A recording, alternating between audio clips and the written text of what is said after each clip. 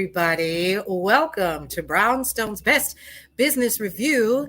It's Paulette. I am the owner and founder of Brownstone Worldwide, which houses brownstoneworldwide.com. We've got KCCR, thebrownstone.com, and we also have Brownstone Living Magazine.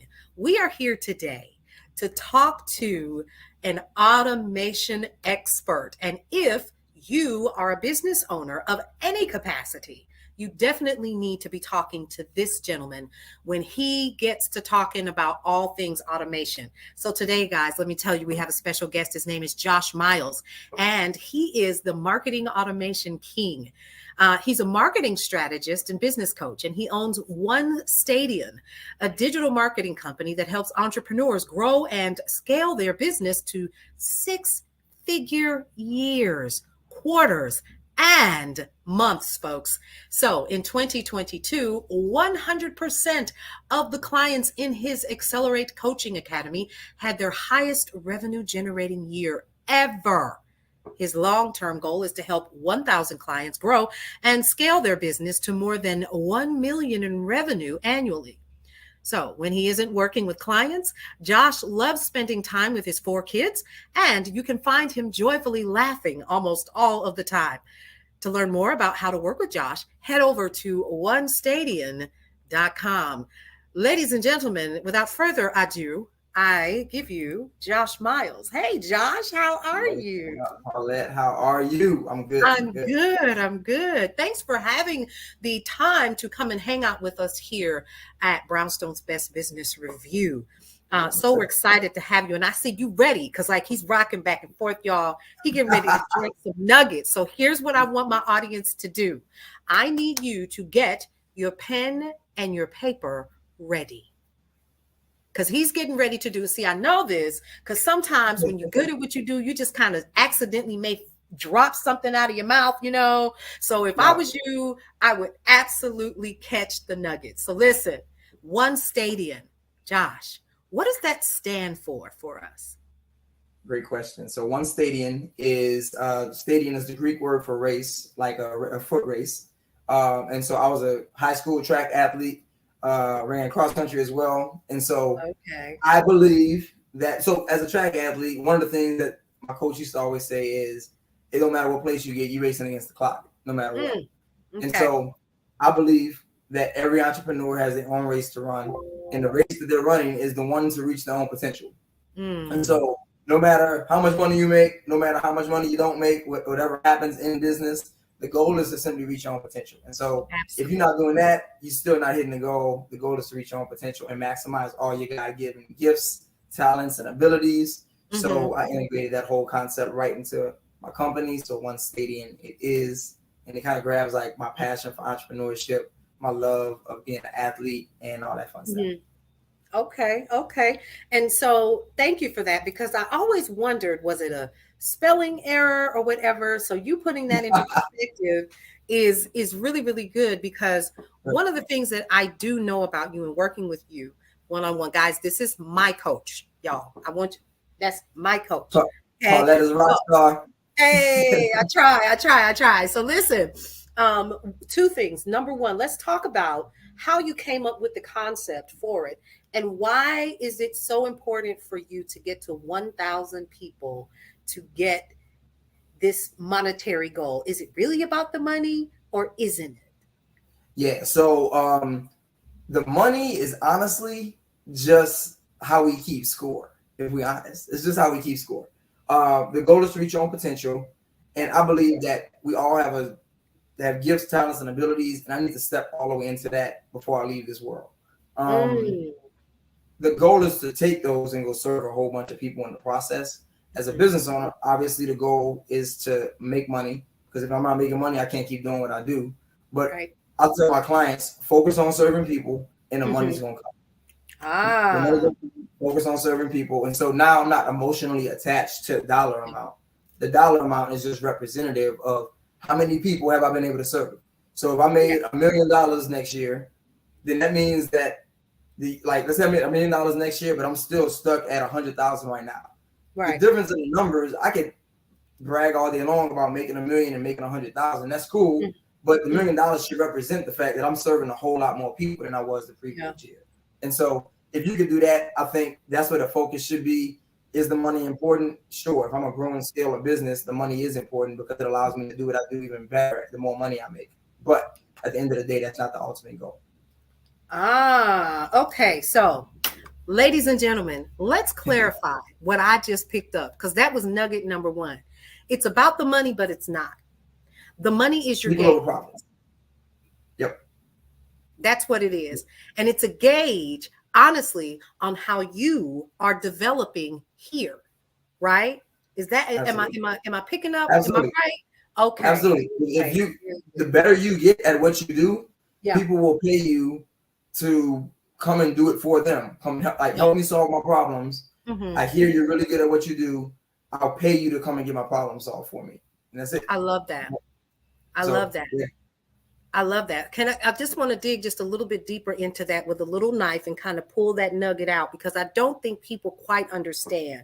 The reason why I say that is because ultimately people have this idea that one, having a coach, let's go here, is a load of crap, right? I don't need a coach. All they doing is getting everybody's money, blah, blah, blah. I'm not getting results. My coach didn't do this. I wished I would, so forth and so on. And so we get to this place where one, coaches are getting a bad rap. And number two, people misunderstand what the coach's responsibility is to their client. Can you expand on that? Yeah. So if you look at anybody that's been amazing at anything, Mm-hmm. Michael Jordan, Tiger Woods, Tom Brady, Michael Jackson, Beyonce. Mm-hmm. Let's pull people out of the entertainment space. Let's talk about business owners, Tony Robbins, Les Brown. All these people have coaches. All these people have had and have coaches. I don't believe anybody's going to do anything great on their own. Mm-hmm. I also don't think anybody's going to do anything great without having somebody guide them through the process and take them through the steps of what it takes to actually become really, really good at what you do.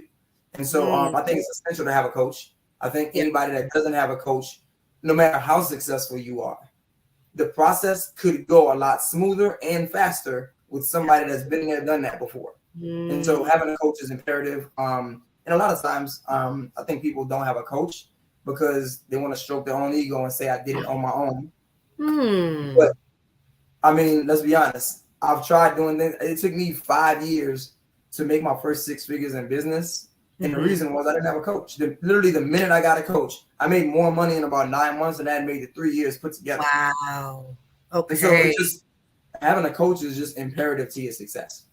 I love that. I love that. So let's talk about One Stadium. So you say that it took you 5 years to get to where you are.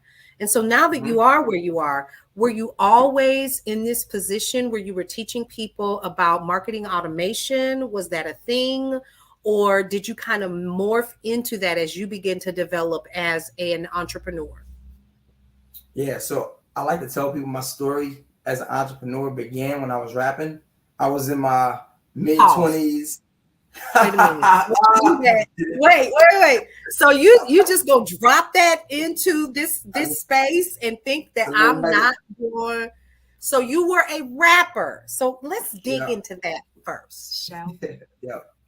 Yeah. So I used to when I was 20, how was I? I was 22, 23. My brother moved from he went to college at Payne University in Augusta, Georgia. Moved to Phoenix, Arizona, where I was. I had been there about a year after graduating from Xavier University in New Orleans. Okay, Xavier. Yep, XU. Graduated, moved to Phoenix. I was there. He came down, and he was kind of in this rap thing with some guys. He was living with me, didn't have a car. I rode to the studio with him one day. I had always written poetry and whatnot. Decided to try my hand at rap. Wasn't that good at first. Okay. Started getting better at what I was doing. Decided to release a solo project a few years later. And then started doing some little bit of touring, opening up for some bigger artists when they came to Phoenix. And so I started having kids, put the mic down, it wasn't paying the bills, and it was one of those things where the 2 a.m. mornings in the studio was not going to work. I had 4 kids under 6. So I went through a season of like baby making. And so it was just that like the rap thing stopped working like it. And it was fine. It wasn't paying the bills. It was a good hobby. I enjoyed it. I still have bars. I tell everybody don't sleep on me. I got you. But yeah, that's my season as a rapper. It's probably lasted about 6-7 years. Okay. Very good. Yep. Awesome. Awesome. Awesome. So you took that Yep. and clearly you had this passion for doing things on your own. And so one thing led to another and you woke up one morning and you were like, "You know what? I am going to teach other people what I know." Yep. How did that happen though? That's where I'm thrown just a little bit. Yeah. Like you went from Yep. So I was working in corporate America, mhm, realized I was tired of showing up in the cubicle farm every day, and said, I mm, gotta get out of here. yeah. I spent almost 2.5, 3 years writing stuff down in regards to business ideas. Mhm. Landed on one. I started an e-commerce site for the Air Jordan brand. And so I was Mhm. just connecting buyers and sellers. The name of the company was Jaywalking. Um, Oh, I launched the company. Paulette, I launched the company in okay. crickets. I had dumped 60 grand into this thing. Crickets. And it Yeah. hit me. I had worked at a company to do the whole build out for me, the back end. I mean, you could literally run your own company on the back end of this tool that I had built. Didn't have a marketing strategy. Mm. Started stepping into the space where sneakerheads were they still have a big conference called SneakerCon. They travel to different countries Yes. around the world, different cities around the US, but they Mhm. sometimes go international. I Mhm. was showing up to these events and I'm there one day and they have a guy who's next to me at his table, shoes stacked 8 feet high. This little Mhm. white kid walks up to him with a backpack on his chest. They start negotiating the deal. Kid reaches in the bag, grabs a stack of $100 bills, super thick. And I'm like, he gonna get robbed on the way out of here trying to flex.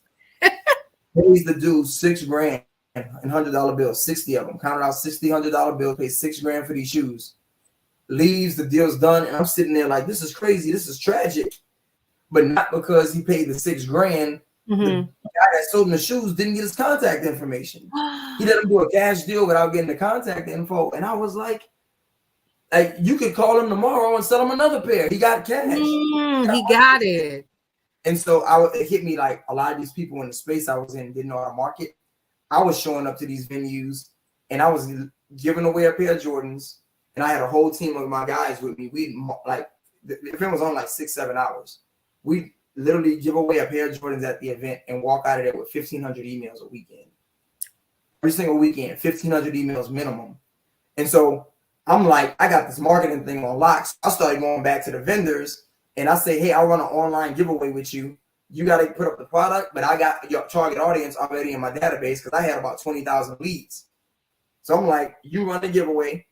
Anybody that signs up for your giveaway, because I have like, you know, some people on Instagram, they're like the post, tag 3 people, Right, right. these hashtags. I hate that Yeah. strategy. It's just like whoever knows if they're in. I don't know Mhm. anybody that's ever won one of those things. I was using a tool that allowed you to track if you like every time somebody entered the giveaway from your link, it Yeah. would let you know and tell you how many points you had. And so you could Mhm. say like you can run it where the number one person won, or you Mhm. just increase your odds of winning the more people that you got to sign up using your link. So you Wow. increase your chances. I was go back to these companies, they run giveaways. I was like, I'll run a week-long giveaway for you for $1,000.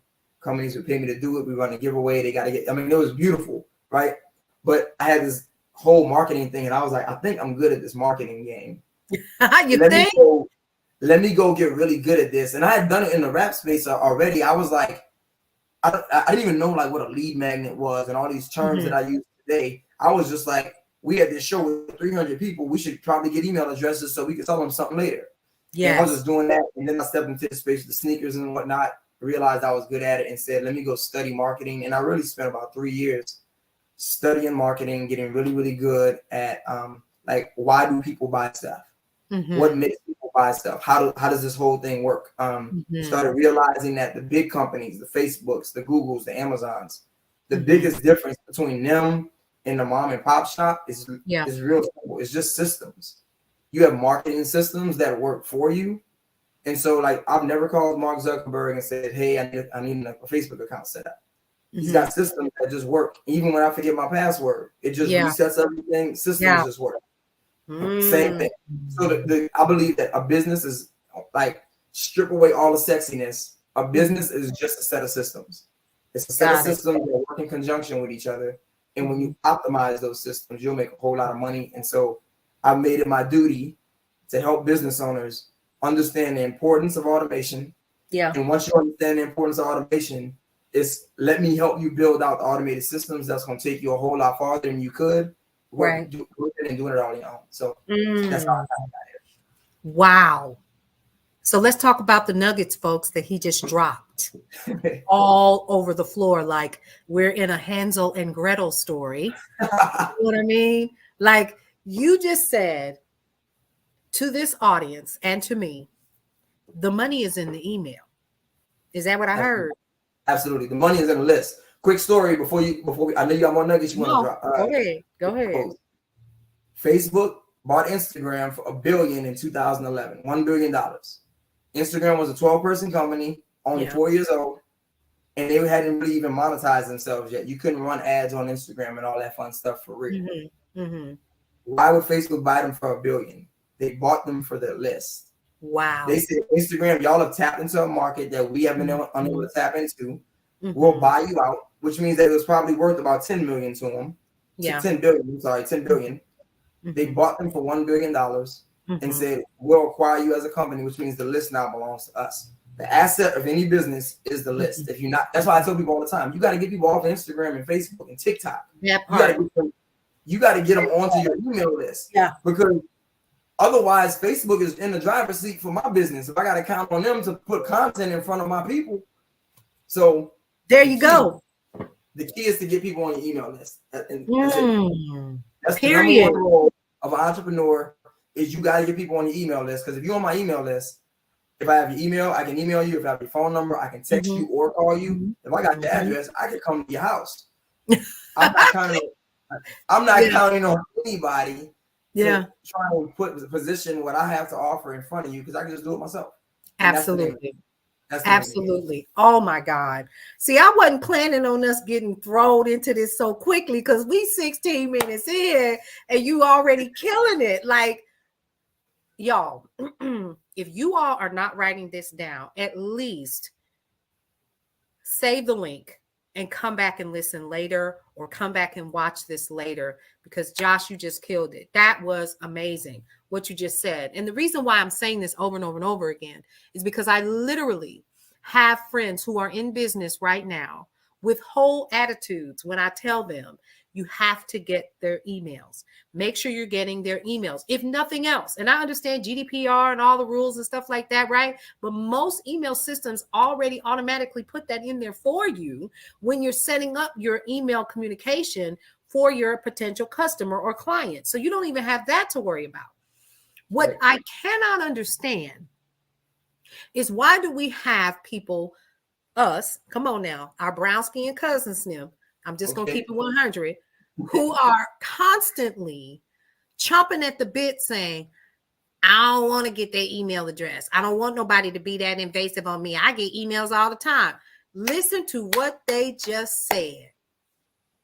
I get emails all the time. All the time. You want somebody's email list. And the reality is this. I get questions all the time like, well, how much is too much? I'm like, can you email your list too much? They chose to be here. Right. Like they gave you an email, they chose to be here. And the reality is this, you can't talk to your people too much. Right. I have every time I send an email out to my people, I have somebody respond and say, that story was amazing. Or thanks for letting me know about the opportunity. I'm about to get into your coaching program. Can I jump on the free training? All of that stuff. Like people love hearing from you. And if you unsubscribe, that's fine. But when you give me your email address, you chose to be here. But the key, I always say, give away something for free and you'll make more money than you can imagine. Come on, somebody. When you give away stuff for free, I get you on the email list, but the freebie that I give you should be valuable enough for you to say, I gotta have that. In order to get it, you gotta give me an email address. Here's the principle. If perceived value is higher than price point, people buy all day long. There's not anybody in the history of the world who has ever bought anything that they thought was worth less than the money they were giving up in their pocket. That's not a thing, right? Well, if something's free, it's hard for something to be worth less than free. So it's just something's valuable enough for you to say, I'm gonna give this person my information in exchange for it. And now that I've got the information, you're giving me the green light to market to you until you either get tired of it and leave, or you spend money with me. That's the goal. So I have a philosophy. It's either buy money or buy. Like you can roll out, but I need to make one of the two decisions. I need to make one of the two decisions. And okay, you may sit on the email list for 5 years before you buy, but you did buy. So gotcha. So now I'm hearing what you say: either buy or buy. Yeah, and it's no harm, no foul, right? Is that what I'm hearing you say? No harm, no foul. You wanted to be here. You signed up. You signed up to be a part of the team. I'm gonna give you a perfect example. There's a gentleman that we know who has a story challenge that he's doing. Mm-hmm. When I tell you that this brother has 10, I'm gonna count to prove your point about automation and because I know that there's no one sitting there, but I know that somebody planned this out for him. This gentleman has sent me today 1, 2, 3, 4, 5, 6, 7, 8, 9, 10, 11 text messages. Wait. Hold on. I didn't tell you about how many emails he sent me. As a reminder, hey, it's starting today. This is challenge day number 2, XYZ, blah, blah, blah. I'm going to be honest with you. I knew I wasn't going to be able to attend. I just wanted to see how many pieces of communication content he was going to send me. He has used my email. I said he sent me 11 text messages today, like he know me personally. Hey, Paulette, what's going on? I'm doing XYZ, blah, blah, blah. And I'm thinking, so let's talk about that with One Stadium and one of the things that you teach your clients and your students. What is too much? On the email side? On anything, on communication with your potential buyers. I don't think that's a thing. I think you want to offer value. Like the goal is not to like spam people. The goal is to offer value. So if my goal is to offer value, the communication piece needs to be valuable. Yeah. Right. So I'm in the middle of a challenge. Let's say I'm on a 5-day challenge. Well, if you signed up for the challenge, you apparently wanted to be here. I'm not mad that you remind me that the time's coming up. I got a whole bunch of stuff going on. Please let me know when it's time so I don't miss the thing. Yeah. And you gotta contact me 10 times before then to make sure I keep it on my radar. Do it.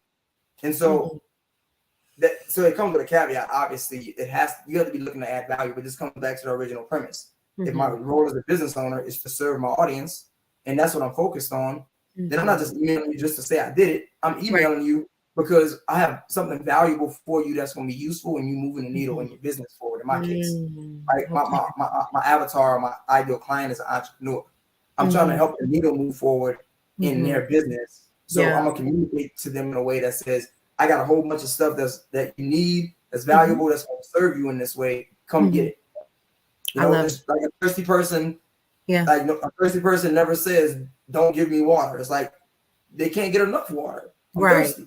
So water coming. So that's what I'm looking to do with all my people. I tell all entrepreneurs, business owners, add value as often as you can. Gotcha. So now with that, and we're talking about One Stadium and your clientele and teaching them about marketing automation and all of these things. And I know that you probably do challenges and so forth and XYZ and all of that. So I'm curious to know, you're a busy guy. Let's talk about that. And being a business owner in this capacity, you do so many different things. Okay. You're a father, and you have a life outside of here. Would you say, as a busy business owner and coach with so many clients, let's talk about that. Would you say that you have actually improved the balance in your life as an entrepreneur in this space? And would you ever at any time say, you know what, I think I'm gonna go back to corporate at this point? Keep it 100. Yeah. So I'm not looking to go back to corporate. I'm definitely not going back to corporate. That's not gonna happen. Okay. There's obviously a price point where it's like, what you need me to do, right? But I'm I'm big on negotiations, sales. I'm always looking for it to be a win for everybody. I'm not gonna let anybody suck up my time. I'm a Right. father of 4 beautiful kids, 3 boys and a girl. Wow. I love the freedom and flexibility that I have to go to lunch Mhm. with my kids every week. Mhm. I like showing up, and I go to lunch with my youngest, he's 5. I walked in the cafeteria the other day and all his friends are like, Darius is dad, Darius is dad. You know, Oh. it's just cool. Like I get that flexibility. And so Mhm. the beauty about what I do is that I understand systems and automation, so I can build my business that frees me up. I Yeah. used to be the guy that stayed up till 3, 4, 5 in the morning every night trying to Mm. get it done. And I just realized like I'm not being my best self for anybody, not my Mhm. clients, not my kids, not myself. And so I Mhm. gotta build my life in a way where things get done and like I prioritize the right things. I'm probably in a season of life I've never slept more. Like I've learned to be okay. Like the to-do list is always gonna be long. I've just learned that. Yeah. Okay. For me, it's an issue of faith. Like, do I trust God enough to still provide even when Come I'm on, not working? somebody. All right. So, All right. to me, that's like it's a faith issue, and it's like if I'm overworking, I'm probably trusting the fact that if I'm not doing it, it's not gonna happen. And I kid you not, in 2020, I realized I was overworking, and I said, you know something, I'm gonna start being okay with the to-do list not getting done every single day. I started Mm. resting more and like literally triple my income. Okay. And Pause. This is good. This is good stuff.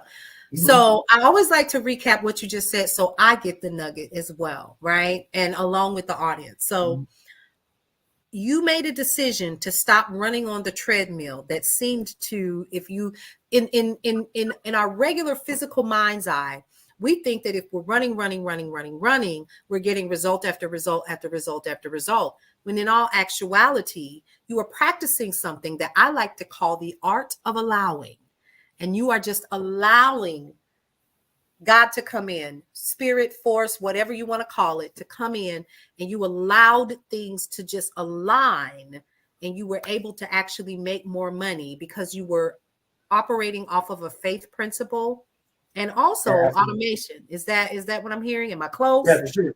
Yeah, for Yeah. sure. Okay. So here's the philosophy that I believe to be true.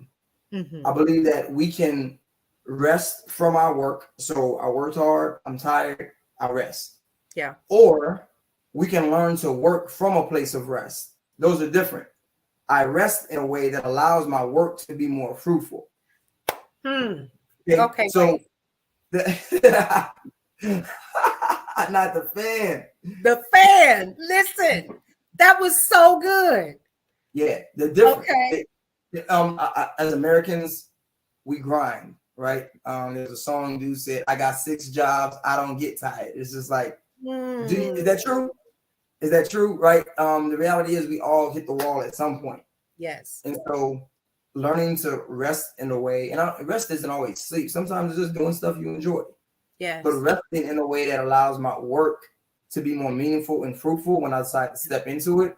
Because what I didn't feel like I was exerting a bunch of energy and having to Mhm. bring my best foot forward. I was able to just be. I think that's important for Okay. entrepreneurs. And obviously, there's seasons of imbalance and the whole night. I get that. I'm not knocking it. Mhm. What I'm saying is, you can't run like that forever. And if you gotta have like rhythms. I believe that you need like a Right. healthy rhythm. That's why we work 6 days a week and hopefully take a day off, right? Yeah. Yeah. Um, Yeah. I think we see that principle in the Bible where Mhm. Jesus, God has rhythms in place where you work 6 days and then you Ah. take a day off. They had whole like you work they like every seventh year will be a year of rest. And then on every 49th year, I'm sorry, every 50th year, they call it like in the Bible, they call it like the year of Jubilee, where like Yes. Yes. forgive Yes. everybody's debt, everybody who had debt, you forgive the debt. You don't touch the land. You let the land just kind of go crazy and grow without having to till. I mean, it's all kind of stuff. I Yeah. think we got to have kind of rhythms in our life where I know when to shut it down. Most people don't know when to shut it down. I And you go, see. go, go, go, go. And when Yeah. stuff starts falling apart, it's like, well, how did it happen? Well, you didn't take time to just like let stuff be, including You yourself. didn't take time to let stuff be. And so now I'm gonna do some deductive reasoning here. And I am going to say that having systems in place has allowed you and your clients that are learning from you the opportunity to do exactly what you just said. Have you ever Absolutely. had an opportunity or a thing happen where you set up a system and then boom, all of a sudden it's like, well, wait a minute, where did this money come from? Because you had a system in place. Has that ever Yep. happened to you? Yep. It Wow. happens all the time. It happens all the time. But I'm literally probably 2, 3 months ago now. I woke up one morning, had a $500 payment in my account, and I was on my Stripe, and I was like, I don't sell nothing for $500. What did they buy? Look into the system. Somebody must have been digging deep on Google. They found something that I don't even market anymore. Wow. Still just living out there in the internet. They found it, thought it was valuable, bought it, and I was sleeping. And so it's those type of things where systems, I mean, it's 2023. I built that thing in 2019 and hadn't used it since 2020. Wow. The thing wasn't just like, oh, you built it last week and kind of archived it. No, I wasn't using it anymore, but it was still available. And those are the type of things that the person got what they needed, the whole nine. It wasn't something that I had to be engaged with. They got access to what they needed access to, and it's done. So those are the type of things, though, when you build systems in your life, in your business, they will take you far and allow you the freedom to not have to manage it. I want the wheel to be spinning even when I'm not turning it. So systems do that for you. I love that. So I've been hearing you say systems. Now, for those people who are not aware of that, what do you mean when you say systems? What system do I need as an entrepreneur to do what you're doing, Josh? Yep. So if you think there's something called a funnel, and a funnel is just the process that you take people through in order to buy from you. Okay. So if I post something on Instagram would be at the top of my funnel. That's the entry point. And if I say click the link in my bio, whatever link that is in my bio is a part of my system, and it's going to take them off of Instagram somewhere else. When they get to that place, it's probably a landing page of some kind. They're going to get to the landing page, and then they're going to be able to take me up on whatever I was talking about on Instagram. Got it. Let's say you fill out a form and you get a freebie, like we talked about earlier. You get the freebie. It says a free download. You got to give me your name, email, and you hit submit. When you submit the information, where does the information go? Right? It shouldn't go to your inbox. I can't manage it there. It goes into a place called a customer relationship management tool. And in that tool is where all the emails live. And I told the tool when I built the landing page that when somebody submits their email, I need them to go on this list, put this tag next to their name. And when they get this tag, I need the email to go out with the download in it. They came here for the thing. I need you to send that to them via email. And literally, I get people all day long coming through that thing. That is insane. It makes your life super easy. But those are the things like, okay, I know that's running. I don't have to think about it anymore. I can stay in my lane of greatness, which is coaching people. Love it. Love that. I love it. And so that frees you up once you set it up that one time. Of course, you're going to test it, right? Absolutely. And then once you know that it's working, then of course you're freed up to work on running your business from this level, right? Be that, trickling down. And one thing I know that one of the coaches that I know says a lot of is, I need you all to stop doing $20 an hour tasks in your $1 million business. And even if there are no $1 million yet, because you are so busy focused on those $20 an hour tasks, you can't focus where you need to because you're down here. And so what I'm hearing you say is setting it up one time, almost like a set it and forget it kind of thing, allows you to focus on coaching your clientele or, being able to go to lunch with your son and have all the kids go, oh, your dad is here again, that kind of thing. And so you have the freedom to do that. I'm impressed with that because there are, again, a lot of people who are doing things. I'm going to tell you something I used to do, Josh, before I met you, was I used to get emails. And when I would get the emails, it would go directly to my personal email, the business email, and I would manually handle it from there. Do you realize the insanity that I had created with that? I believe it. Oh, I talked to somebody today with that issue, and I mm, was like, "Woo, it's chaos, and that will burn you out. That will have you throw everything away instead of yep, everything I was once passionate about. I yep. now hate, can't Mm-hmm, stand it because it's just too much of mm-hmm. a weight. You know, Yeah, like automation is kind of like the spotter at the gym. If somebody said, Josh, go bench press 500 pounds, ain't no yeah. way. Ain't no But way. if you got two dudes on each side of me that each bench press 500 pounds, I'm gonna lay Mm-hmm. down quick. Like, let's get it. Why? Because I know they can Right. carry the weight. They can carry the Yeah, weight for me I that I love can't that. carry. In the same way, your business has to carry the weight so that Yeah, you're free yeah. to do the work without having to do it. Yes, I love that. I love So, that. So, y'all, Josh is continuing to drop the nuggets. He told y'all to get a CRM. He told y'all to stop manually answering those emails and put it in a system called a CRM through a funnel. That funnel is going to get you to a landing page.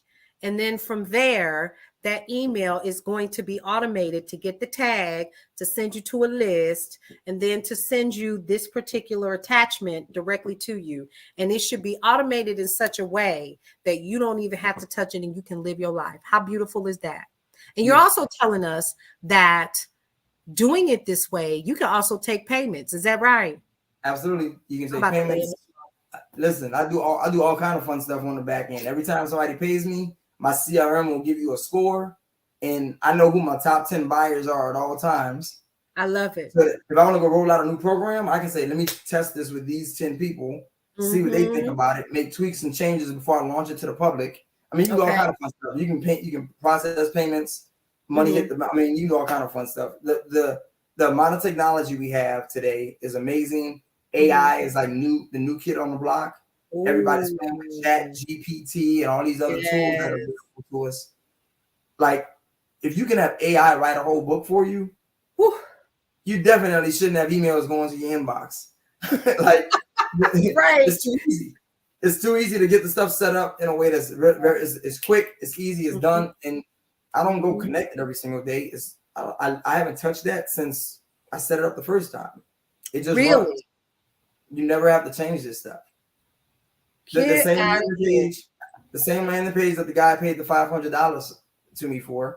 I Mm-hmm. built it in 2019, 2020. That is crazy. I haven't touched that thing since then. I forgot about it. It was so ancient. Really? He got So are you everything gonna he dust needed. it off? He got everything he needed because you set it up one time Yeah. and it just runs. That is insane. Y'all pick up what this brother's putting down, because if it were me, knowing what I know now, I literally wasted too much time. Now here's the question that I have for people who are deficient of technical skills. Would you suggest they invest in someone to help them to build out their systems? Or would it be best for them to start with something basic? Because there's so many different levels of how to do this and Yep. so many different programs out there. Yep. What Yep. Good should people question. be looking for though? Good question. So, baseline for any business, you need something to have a landing page. Mm-hmm. A landing page builder. I use a tool called ClickFunnels, Mm-hmm. and a CRM. I use a tool called Active Campaign. Those are my two favorite tools to use in that Mm-hmm. space. Obviously, there's a ton of other tools that you can use. You Mm-hmm. got to have that baseline. Mm-hmm. But the question for me is, do you have more time or more money? Right? If you got more money than time, pay somebody to do it. If you have more time and money, you may need to learn a few things first, right? Right. Right. The I've got trainings and courses and all that stuff that teaches people how to do this. Yeah. If they want something that's very easy, because it's not complicated. Mm-hmm. Once you start doing it, it doesn't have to be complicated. You can get it set up in a very basic way. But I will say this: I'm Okay. always telling people, build your systems as if 1,000 people will show up tomorrow. Because Mm. in the day and age of the internet, stuff can change quick. Yeah. Like, I've seen people have the reel go viral, or the post, the video, or whatever it is, go viral, and now everybody's on your page, and you're gonna be kicking yourself if you got stuff that's available, but you can't get people to the payment place, or you can't get them to get the payment. Right. Right. You're not Right. ready. So it No. doesn't have to be complicated, but Yeah. it does need to be in place at least a basic level where I can collect even if I just collect the email address and everything else is like not working, the email address will at least allow me to say, okay, this thing just popped. Let me go in and contact these people and let them know that I have this available at a minimum. You know, so it doesn't have to be complicated, but it does need to be in place. That's the key. That's the key. I love that. So y'all, I'm gonna say this again because he said it, but I'm gonna say it so that you understand it. Stay ready so you don't have to what? Get ready. That's right. There you go. Because you never know, like you said, when it's gonna pop. Yep. So now, quick question for you, sir. I ask this for every person that does this Brownstone's Best Business Review. Social media has us believe that all it takes is to put up a couple of cute photos and some videos of how life really is as a $1 million money making machine. What is the good, the bad, and the ugly of being in business? The good, the bad, and the ugly. The good thing is you can serve a lot of people, right? Back in the good old days, without the internet, like I could serve the people in my local sphere of influence. It didn't get much bigger than that, though. Unless you like a world changer, Martin Luther King, those kind of guys, right? The internet has allowed everybody to have a voice. So the good side is everybody gets an opportunity to go and have an impact on more people, right? I get to serve more people by making a Facebook post. Yes. Good thing. The bad side is everybody's got a voice. Right. Yeah. Everybody doesn't have the best things to say. And so information is hard to like know what's true, what's accurate. Sometimes information comes out so fast that it comes out faster than accuracy does. Wow. It's just here. And it's like, that story's fake. That's not even real. And you get the wildfire of information that's spreading on something that's not even like a reality. Like, so that's the bad side. I think the ugly side in this digital world is that people can pretend to be somebody they're not. And I know and have heard of coaches with coaching programs, and you start realizing that these people don't even do the thing they're teaching. They haven't done it. They're not capable of it, but they've heard it talked about enough and have seen enough people do it where they can speak to it and make you believe that I'm the real deal. And you go dump a bunch of money into these folks, and it's like it's not like you don't get what they promise. You don't get the results that you want. You don't get the transformation that you're looking for. You don't get the goals that you're looking for by working with this person. And so you got to be careful out here in these streets. You know, but I wouldn't let any of that stop somebody who's looking to have impact and use their gifts and talents to serve others. I wouldn't let any of that stop me from doing it. But you do have to be aware. But if you're gonna move in integrity, it'll like change the game. I'm in spaces where I do my best to move with integrity. If you move with integrity, that alone will separate you from a lot of people, because a lot of people are not doing what they're saying. So no, and that part is true. And you said something that I interviewed someone else a couple of days ago, and she said something very similar. But I'm gonna add to that, because we are in these internet streets. The streets talk. Right? And when they talk, a lot of times they got screenshots called what? Receipts. So if you are not delivering, if you are not providing the quality service, the quality customer care, and all of those things, it will definitely come back to bite you. So here's a question for you.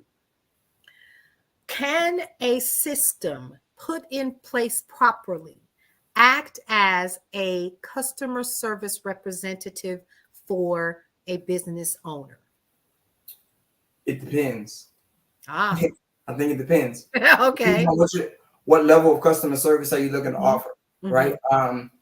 Sometimes I get frustrated with automated systems. It's like I need to talk to a real person. Okay. Because the solution I'm looking for can't be solved by the automated system. And so I think if they're lower tier customer service type things, sure. Right. To pay your bill, press 2. You know what I mean? Right. Take care of it. If there's a fire in the building, I need to talk to somebody. I need a 911 rep, right? Mm-hmm. So I think it depends on what level of customer service we're talking about. Got it. At the end of the day, I do believe when it comes to spaces where people need engagement, Yeah. it's hard to use automation when there needs to be a people component. Got it. The automation I'm talking about is you wouldn't expect me to like text everybody that's signed up for the class, would you? Let me automate that. Okay. But when there's an emergency, when there's things that people really need help with and they need to be able to talk to somebody, I think those are the places where we do have a layer of people engagement that's helpful rather than harmful. But any repeatable process can and should be automated on some level to, at a minimum, weed out the people that's in an emergency and need that people component from the people that don't. So I love that. Wow. You know what? I can't believe that we're almost at the end of your interview. This has been amazing. So thank you so much for coming to hang out with us at Brownstone's Best Business Review in the Brownstone. Big shout out to Josh Miles. Let's talk about where you could find him before we wrap today. First of all, on all social media platforms, it's at The Real Josh Miles. That's first. So go ahead and write that down. Y'all go ahead and follow him on all of the places. And if you are looking to connect with him so you can learn more about what we talked about today, head on over to onestadian.com. Make sure that you spell that right. It is not stadium. It is stadion with an N, O-N. Okay. Make sure that you get that right. So listen, first of all, I want to say thank you once again for taking time out to hang out with us today. Because I know you got to wrap. It's something, you got other things on your plate that you're handling and doing. And so I hate to eat and run, if you will, because you gave us a lot to chew on today, right? And so give our audience one last bit of advice before we wrap up this review. Yep. One last piece of advice. The tagline for One Stadium is "It's only lonely at the top if you don't take anybody else with you." I believe that. I think it's the job of every entrepreneur to obviously serve. And if you serve correctly, you should have a crowd of people surrounding you as you go to whatever goals and heights that you're trying to reach. You should be taking people with you. So I encourage people, go serve your audience, provide as much value as possible. And you don't have to change the world, but you should be trying to change yours. That part. And to serve. Absolutely. That part. Josh, thank you so much for hanging out with us today. We do appreciate you. And you guys, go ahead and check this brother out at onestadian.com. This has been another Brownstone's Best Business Review. It's going to be available at brownstoneworldwide.com/BWTV and also KCCRthebrownstone.com. And you're going to be able to check Josh out at Brownstone Living Magazine coming up in March. We appreciate you for hanging out with us tonight. Hey, thank you, Paulette. I appreciate you. Have a great night.